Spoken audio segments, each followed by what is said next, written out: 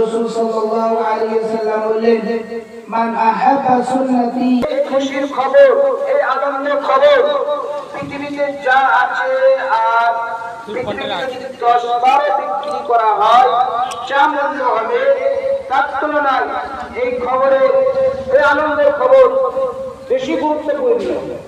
কারণ পৃথিবীতে এমন কোন জিনিস নেই রাসূল সাল্লাল্লাহু আলাইহি ওয়াসাল্লামের পাশে থাকতে পারবো, সে নসিব আমাদের হয়নি, সে নসিব আমাদের হয়নি।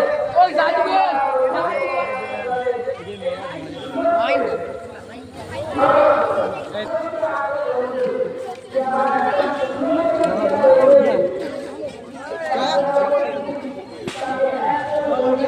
কোন করে খাই